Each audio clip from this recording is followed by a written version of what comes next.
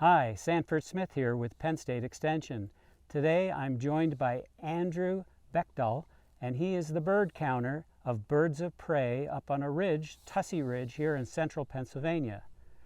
Andrew, tell us about watching hawks and eagles and birds of prey. How can people do that just, as a hobby, become a birder? Yeah, so watching birds of prey is really about patience. So when we come out here and we look for these hawks, it often takes a long time to see them. In addition to that, it requires a slightly different skill set than watching, say, the backyard birds in your neighborhood. These birds are often really, really far away, so we study things like the silhouette and the way they move, these little nuances that over time and experience you kind of get used to, and you learn to identify them. Interesting. I'm wondering how you learned this. Did you just learn it in a book, or did you learn it on the job, so to speak? So I did, in preparation for this particular job, I read 3 different texts. But really, the way to get good at identifying these things, especially at a distance, is just through experience. We get used to their subtle little movements, and we can tell what they are, even if it's not a really great look, and even if it's at a really great distance.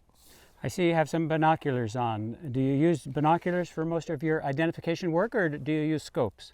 So we use both, actually. So what I do is I try and scan the skies with this to see things that might otherwise be difficult to see with the naked eye.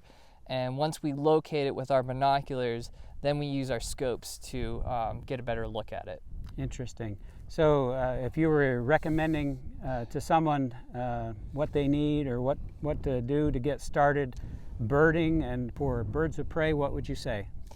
I would suggest either 8x or 10x binoculars. That's the magnification.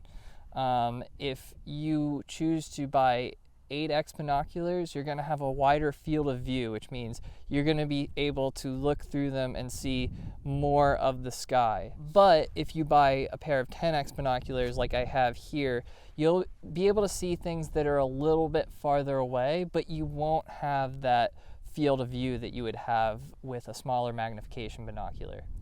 So Andrew, tell us why you like birds of prey. What's so special about them? So when I see a migratory raptor, I feel like I'm a part of this great wider world. Sometimes birds such as a broadwing hawk, they come all the way from South America. Now in the case of the golden eagle, they winter just south of us in West Virginia and other places in the southern Appalachians. But they also have a really amazing journey, because they go all the way up to northern Canada to their breeding grounds. And many of these places are very remote, places that I'll never go to. But I feel like I have some connection to that place because I can see the golden eagle, and I know it's going there, and I know it's going to breed there. These have been a few thoughts about watching birds of prey and birding here in the state of Pennsylvania specifically, but it applies all over. So thank you very much, Andrew, for joining me today.